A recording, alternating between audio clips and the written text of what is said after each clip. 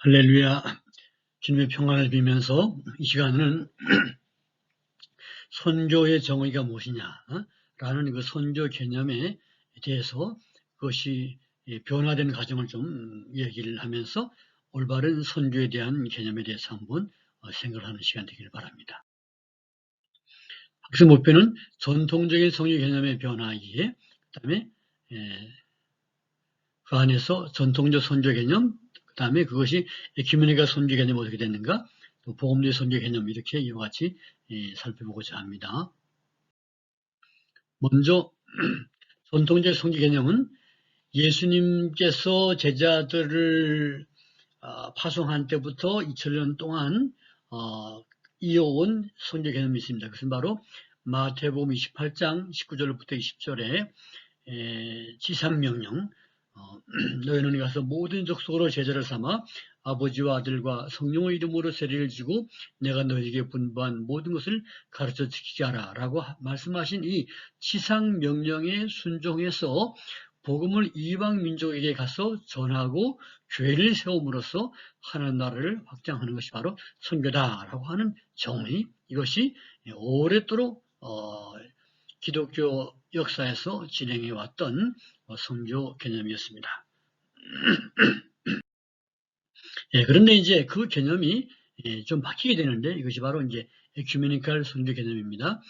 1910년도에 에딘버러 세계 선교 대회가 존 모투가 그 당시 회장이었고 지구촌을 대서양을 70번을 건너 다니면서 동서양의 수많은 교회 지도자들을 불러 모아서 이 세대 안에 세계를 복음하자라는 목표를 가지고 함께 모였습니다. 그 당시만 하더라도 에딘버러 세계 선교 대회는 그야말로 세계를 어떻게 하면 빨리 복음할 것인가 라는 목표를 가지고 모인 행사였는데 이것이 이제 가끔가다 이렇게 주기적으로 모임을 갖게 됩니다. 그런데 그런 모임 과정에서 점점 새로운 이론, 새로운 사상들이 그 대회에 유입되게 되는데요. 특별히 1938년에 예루살렘 국제선교회의에서 대전도, 라저 이벤젤리즘이라고 하는 새로운 용어가 탄생하게 됩니다. 그것은 뭐냐? 전통적인 선교가 이벤젤리즘이다, 복음을 전파하는 것이다 라고 한다면은 이것은 보다 더 큰 넓은 의미에서의 전도가 바로 선교다 하는 것입니다. 그럼 뭐냐?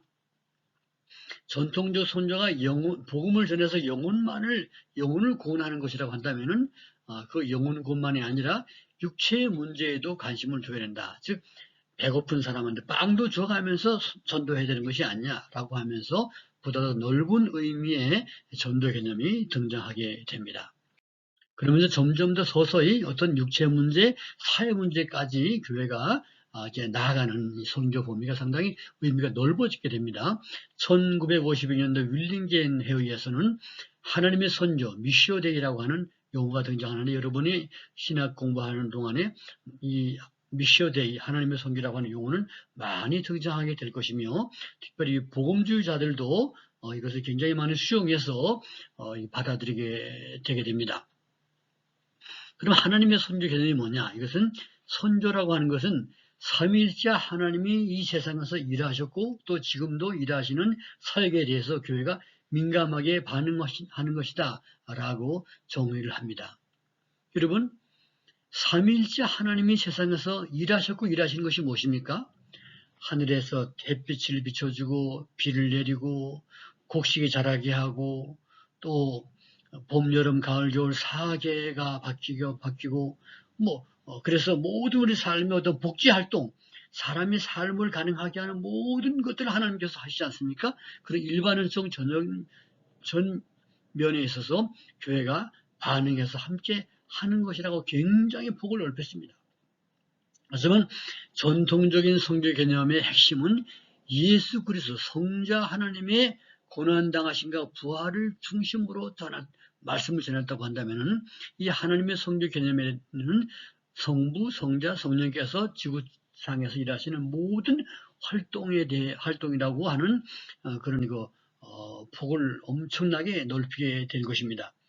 그러다 보니까 정작 예수 그리스도의 복음을 전하는 일에는 상당히 에너지가 적게 투자하다 보니까 선교사가 다시 돌아오면 안 되는 선교사 컴백 현상이 벌어지게 되죠. 선교 모라토리움이라고 해서 선교사 파송 중단 현상이 벌어지게 되기도 합니다.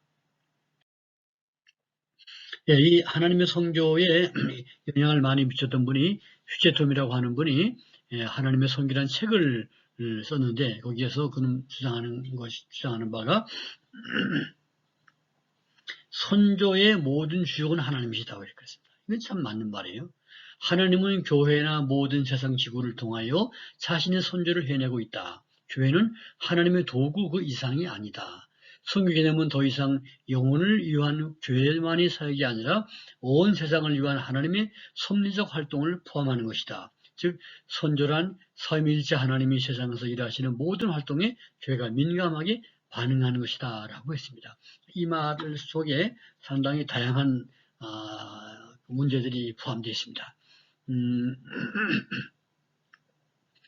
하나님은 교회뿐만 아니라 모든 세상 지구를 통해서 자신의 선교를 해낸다고 하는데 그러다 보니까 하나님께 중점이 있게 되고 교회는 그 하나님께서 쓰시는 도구의 하나로 이렇게 속하게 됩니다. 물론 맞는 말이지만은 이게 이제 전통적인 선교관과 좀 차이가 나는데 전통적인 선교관에서는 하나님께서는 교회를 통해서 이 땅에 복음을 전해서 교회를 세우고 교회를 확장해 나간단 말이에요. 그래서 교회가 어쩌면 하나님 백성들의 공동체로서 하나님께서 이 지상에서 가장 중시 여기는 목적과 같은 대상이 됩니다.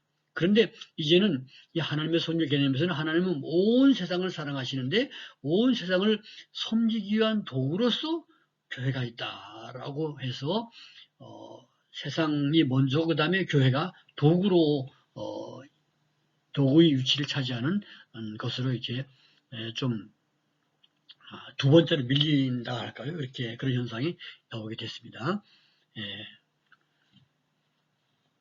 그리고 하나님께서 삼위일체 하나님께서 세상에서 일하시는 모든 일반 은총 영역에 교회가 민감하게 반응하고 함께 협력하는 것이다 라는 입장을 취했습니다. 허켄다이치라고 하는 분은 발전시켜서 선교신학의 세속화를 주장하게 됩니다. 이 세속화라고 하는 것은 물론 세상 속에 죄에 빠진다고 하는 것이 아니라 세상에 들어가서 세상과 함께 한다고 하는 건 의미예요. 교회론 중심의 선교는 기독교의 근본 진리의 왜곡입니다. 사실 이게 이제 중세기 때에 모든 각 나라의 중심이 교회가 되고 한 도시의 가장 중앙에 교회가 자리 잡고 그러다 보니까 신앙이 쇠퇴하자 중세기 때는 그것이 당연히 받아들였던 것이 근세기에 와서 왜 그래야 되느냐, 왜 교회가 세상에 한복판이 있어야 되느냐, 교회는 아파트 한쪽에 사무실이면 족하다, 이 세상을 섬겨야 된다, 이런 방식으로 나오게 됩니다. 그리고 선지라고 하는 것은 하나의 선포이자 교제이자 봉사다 그랬는데 이건 좀 일반적으로 우리가 생각하는 것과 약간 다른 의미를 갖고 있습니다. 선포라고 하는 것은 그리스도가 이미 이 땅에 도래해서 현존하고 계신다. 그러니까 예수를 믿어야만 구원받는 것이 아니라 예수가 이미 이 땅에 와 계시는데 구원자 예수가 오셨는데 믿든 안 믿든 다 구원할 거다. 그렇지만 그분이 왔다는 사실을 선포하는 게 중요하다라고 하는 의미예요. 교제라고 하는 것은 이미 사람들 가운데 나타나 있는 평화를 우리가 표현하는 것이다. 또 봉사는 평화를 의미하는 겸손한 봉사의 언어로 번역하는 것입니다.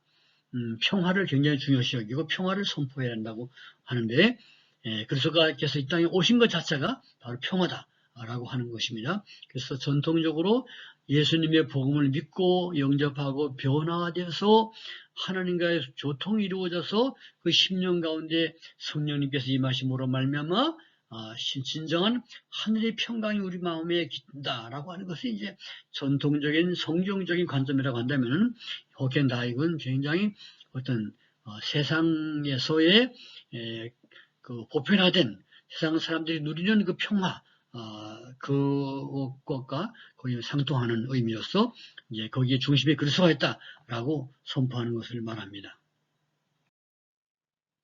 1968년도 웁살라 총회 역시 WCC 총회입니다. 여기에서는 하나님의 선교 개념과 호켄다에게 선교 개념을 따라서 선교의 목표를 인간화로 이제 규정하게 됩니다. 인간화. 선교의 목표가 과거에는 복음화라고 했다면은 여기에서는 선교의 목표를 인간화라고 규정하게 됐다라고 하는 것입니다. 우리는 인간화를 선교의 목표로 규정한다. 왜냐하면 그것이 메시아적 목표의 의미라고 믿기 때문이다.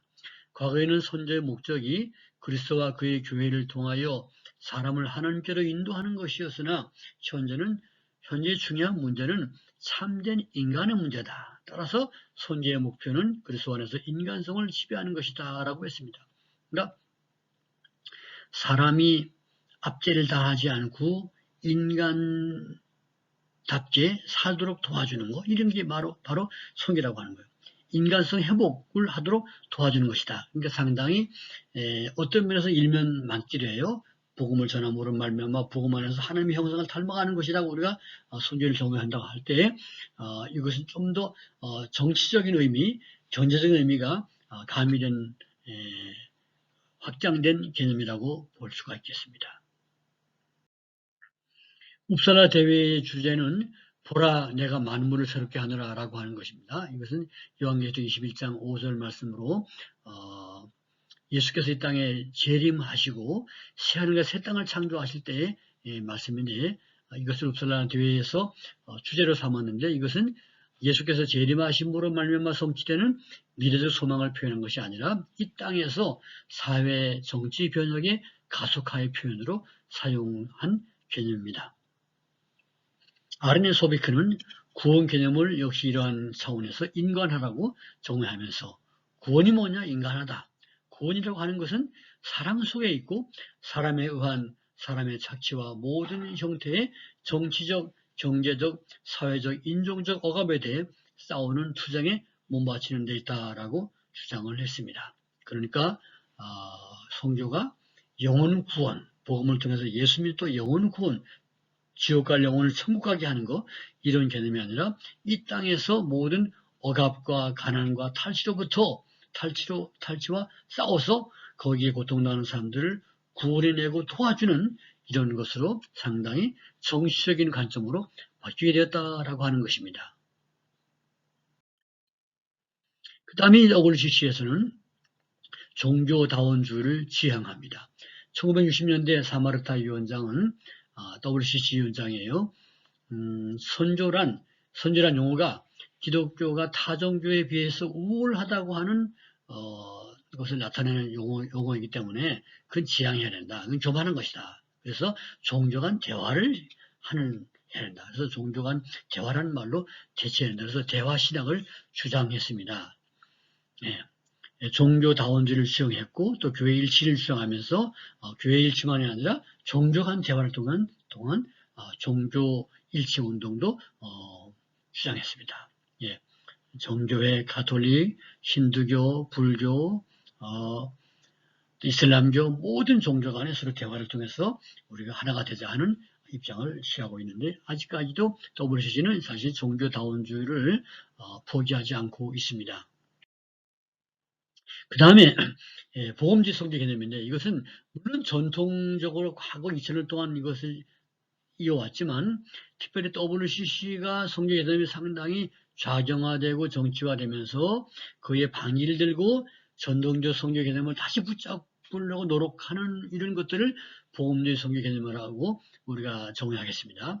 성교는 미션, 영어로 미션이라고 하는 말은 라틴어 미토에서 유래된 말로 헬라어 아포스텔로 또 펜포에 해당됩니다.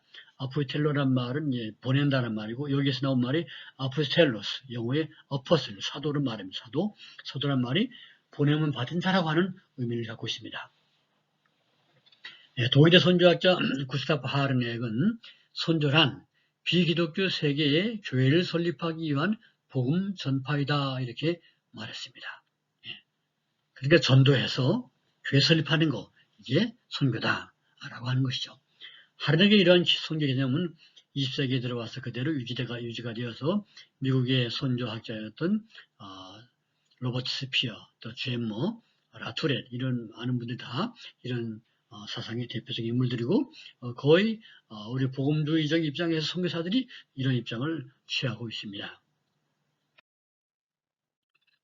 현대 교회 성장학의 창시자였던 도널드 맥가브라는 선교란 선교를 정했는데 이것은 그분은 마태복음 28장 19절을 해석해서 정리했습니다. 어떻게 했냐? 너희는 가서 모든 족속으로 제자를 삼아라는 말을 통해서 예수님을 따르지 아니하는 사람들에게 전도하기 위하여 복음을 들고 문화의 경계를 넘는 것이며, 너희는 가서 모든 족속으로 그럴 때 복음을 들고 문화의 경계를 넘는 것이다. 그 다음에 아버지와 아들과 성령의 이름으로 세례를 주고 그랬습니다. 세례를 주고 복음을 전해서 세례 준다는 말을 예수 믿게 하고 교회의 책임적인 회원이 되게 하는 것을 라고 정의했습니다. 그 다음에 내가 너희에게 분부한 모든 것을 가르쳐 지키게 하라 라고 하는 것을 해석해서 성령님이 인도하신 대로 전도와 사회 정의를 위한 일을 하며 하나님의 뜻이 하늘에서 이룬 것 같이 땅에서도 이루어지게 하는 것이다. 이렇게 해석을 했습니다. 피터 와그너는 금방 도널드 맥가브란의 제자입니다. 랄프 인더 교수의 표기법을 사용해서 선조 유형을 사도행전 1장 8절 말씀을 통해서 세 가지 문화적 거리로 나누어 설명했습니다. 사도행전 1장 8절은 오직 성령이 너희에게 임하시면 너희가 권능을 받고 예루살렘과 온 유대, 사마리아와 땅끝까지 이르러 내 증인되리라 이렇게 했는데요. 그 예루살렘과 온 유대, 사마리아와 땅끝까지 이 말을 가지고 선조 유형을 이렇게 규정하기를 미션 1, M1으로 표기합니다. 간단하게 M1. 사도행전 1장 8절에 예루살렘과 온 유대라는 말에서 추출한 것인데 그들 자신이 있는 문화권, 동일 문화권 내의 사람들에게 복음을 전하는 것을 말하는 것입니다. 또 미션 2는 사마리아, 유사 문화권, 문화가 비슷한 곳에 가서 선교하며 교회를 설립하는 것이다. M3는 땅끝까지 전도할, 땅끝까지 내 증인되리라. 즉 타 문화권, 언어와 풍습이 전혀 다른 문화권에 가서 전도하는 것을 의미했습니다. 그래서 동일 문화권 선교, 또 유사 문화권 선교, 타 문화권 선교. 원래 이제 처음에 이 비슷한 주장을 한 사람이 랄프 인터인데, 랄프 인터는 미션 대신에 이벤젤리즘, 그래서 이벤젤리즘 E1, E2, E3 이렇게 표현했는데요. 그것을 피터 와그너가 미션이라는 말로 바꿔서 이렇게 표기했는데요. 그것이 거의 보편화되어서 지금도 신문지사, 선교신문이라든지 어떤 선교단체 통계를 할 때 동일문화권 선교사 그러면 미션 1으로 분류합니다. 예를 들어서 아르헨티나가 있는 한국인 교포들에게 선교한다 그러면 역시 미션 1에 속하겠죠. 그죠? 미션 2는 유사문화권 선교, 미션 3는 이제 아프리카나 태국, 전혀 문화가 다른 곳에 가서 선교할 때 미션 3를 합니다. 그래서 지금은 초창기 때는 우리 한국에서 미션 1 선교사가 많이 갔지만 지금은 미션 3 선교사가 대부분을 차지하고 있습니다. 복음지 선교운동의 흐름을 요약해 본다면 1846년 영국 런던에서 WEA 세계 복음지 연맹 월드 이벤젤리컬 알리언스라고 하는 것이 태동됐습니다. 그 후에 1950년대에 빌리 그레함을 중심으로 에큐메니컬 선교운동에 반대하면서 WEA를 복음지 선교운동으로 결집을 시키고 세계의 복음화, 순수하게 복음을 전해서 온 세계의 만민이 예수 믿게 하자 하는 운동을 확대시키게 됩니다. 그러다가 1974년도 로잔 대회를 열면서 우리 복음주의자들이 에큐메니컬 운동을 하는 사람들에 비해서 뭔가 결여된 부족한 부분이 있다는 사실을 반성하면서 에큐메니컬 운동의 사람들이 하는 이거 빵을 전해주고 육신의 문제를 다루는 그런 부분을 일부 가지고 옵니다. 가지고 와서 성경에서 구약과 신약 전체에서 말하는 하나님 말씀 운동, 복음의 운동이 어떻게 해야 바람직할까 하는 그런 입장에서 어떻게 하면 건강하게 세계를 복음할까 이런 입장에서 이제 선교 대회를 하게 됩니다. 그래서 로잔 선언문을 발표하는데 이 1974년도 로잔 대회에서 나온 로잔 선언문은 제일 강조하는 것이 선교는 복음 전도와 사회 참여를 아울러 해야 된다라고 사회 참여를 강조했습니다. 우리 복음주의자들이 열심히 전도하고 교회를 많이 짓고 교회는 부흥하지만 사회생활에서 사회 참여를 잘 하지 않는다고 한다면 그 사회는 부정하고 부패한 사회가 되고 말 것이다. 그렇기 때문에 곧 4월에 또 총선도 하지만은 우리가 국회의원도 나서고 정치활동도 하고 정치, 경제, 사회 전반적인 면에서 하나님의 교회가 참여해야 된다 하는 사회 참여를 강조했습니다. 그 다음에 약 10년 좀 지나서 1989년에 마닐라 대회가 개최됩니다. 역시 이제 이 금방 말씀드린 로잔 대회의 후속으로 로잔 언약의 그 정신을 이어받아서 개최하는 것인데 이제까지 마닐라 대회, 2012년에 케이프타운 대회 크게 세 번째까지 이 로잔 대회가 개최가 됐습니다. 말하자면 로잔 대회의 시리즈라고 이해하시면 되겠습니다. 마닐라 대회에서는 복음주의 선교운동의 보다 다양한 이슈들을 포괄적으로 다루게 되죠. 세계복음화를 위한 기도운동, 기도해야 한다. 그래서 기도 하모니 운동도 정지하고 그랬죠. 또 선교와 영적 전투의 중요성, 미전도 종족 선교 운동을 이때 1989년에 이야기하고 1990년도부터 본격적으로 가동하게 됩니다. 박해받는 교회와 복음을 위한 협력 같은 것들을 다루었습니다. 2012년도에 케이프타운 대회를 개최했고요. 남아프리카 공화국에 있는 케이프타운에서 열렸습니다. 여기서는 보다 더 상당히 다양한 것들이 들어오게 되죠. 물론 전통적인 선교 개념을 중심에 두고 그것을 이루기 위해서 우리가 이런 것들을 해야 된다. 그래서 포스트 모더니즘 이후에 메시지 전파의 다양한 방법들, 또 지구 환경 문제와 생태계에 대한 교회 책임 등 다양한 주제들을 포괄적으로 다루었습니다. 자, 오늘날 복음주의 선조의 경향은 무엇입니까? 선조를 위한 다양한 방법과 전략들을 수용하고 인정합니다. 복음화의 중요성은 가장 중요한 목표로 인식합니다. 복음화를 위해서 때로는 교회 건축만이 아니라 어떤 그 지역사회 개발을 하기도 하고 병원을 건립하기도 하고 이런 종합적인 일을 다 수용을 합니다. WCC 한국에서는 이제 KNCC라고 하는데요. 이 WCC와 거리를 두면서도 극단적인 대치와 반대를 피하면서 복음화 운동, 또 성시화 운동, 부활절 연합 예배 등 실제 연합적인 사역을 또 펼치면서 WCC와 협력도 하고 있습니다. 정리하겠습니다. 전통적인 성경은 마태복음 28장 19절 20절을 근거로 세계 복음화 개념입니다. 세계를 복음하자라고 하는 개념입니다. 십자가와 부활의 복음을 증거하는 것이다.